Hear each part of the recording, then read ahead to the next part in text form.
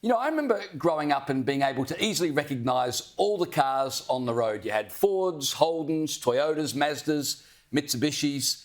But these days, I hardly recognise any of them. And it feels like there's a new brand pretty much every other week. Now, if you feel the same as I do, you're not imagining it. Australian roads are increasingly dominated by Chinese vehicles. In fact, 1 in every 6 cars sold in this country is now a Chinese vehicle. In fact, in the past 12 months, 10 new brands from China have been introduced to our market.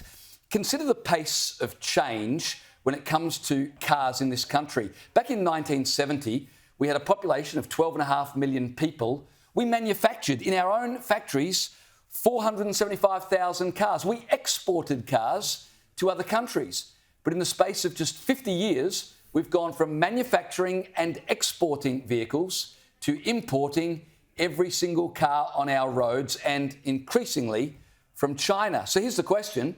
Is that a problem? And if it is, Caleb, what do we do about it? Well, at this point, there's not much we can do about it. I mean, it's an interesting point you raise about the loss of manufacturing in this country, which, of course, you know, we all know quite acutely, particularly when Holden shut down in the great state of South Australia. I mean, there are people who lost their jobs at Holden who never got a job afterwards because they'd spent their whole career working in a car manufacturing plant. They're in their mid to late 50s. What hope did they ever have of getting another job afterwards? We used to make everything in Australia. Refrigerators, washing machines, Kelvinator, Westinghouse were all manufacturing here. In fact, if you go to the National Motor Museum in Birdwood in South Australia, you can see a car built by a washing machine company. Yes, we used to do these sorts of things in Australia, and then it all disappeared. And of course, we had the introduction of Japanese cars in the 80s, and everyone said, oh, who wants this Jap crap? But of course, it turned out that Japanese cars were quite reliable. But of course, the biggest Japanese manufacturer, Toyota, built cars here in Australia. Ford, of course, was an American company, but they built cars here in Australia. Holden was an Australian company bought out by GM, which is an American company, but they still built cars in Australia. What we're talking about now is total imports. Every car in this country is imported. We have given so much manufacturing to China specifically. I don't mind so much a car that's imported from Japan or Germany or elsewhere in Europe or Korea, countries that we're pretty sure we're not going to have any sort of military conflicts with these days. But China is a country that we might have military conflict with. And we have a situation where nearly everything now, including cars, comes from China. What happens on the day that war comes and our supplies are totally reliant on China? They can turn the tap off like that, and then we are stuffed. We have become too reliant on China, and I think that is the greatest danger of this. And I think there's a deeper issue here as well. Yes, the future potential for conflict is concerning for our supply chains, but the danger has already arrived with the thousands of Chinese cars that are already on Australian streets. Biden banned Chinese and Russian cars from going into the US.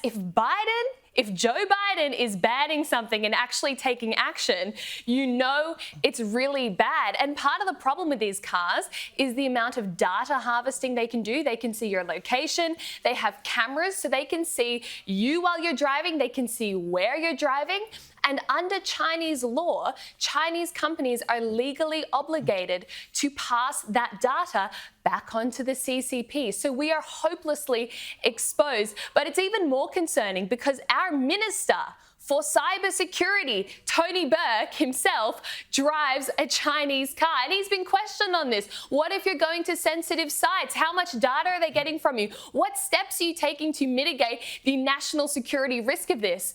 And the typical answer, we'll take that on notice. No answer.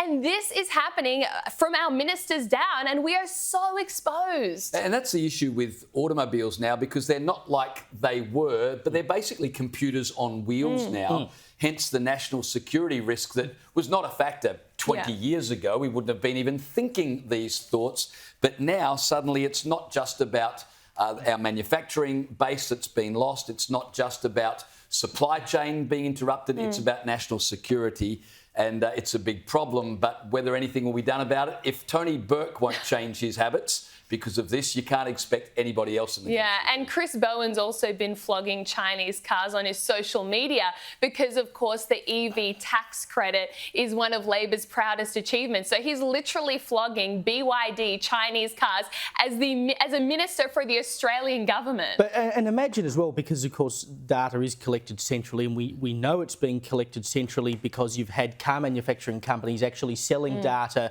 to insurance companies so they can track how you drive your vehicle when you go to renew your insurance. You know, imagine if Mr. Xi Jinping wakes up one day and says, can you just go and hack all those cars we've sent out there and make them go 100 miles an hour? I mean, these are the things that they could conceivably do.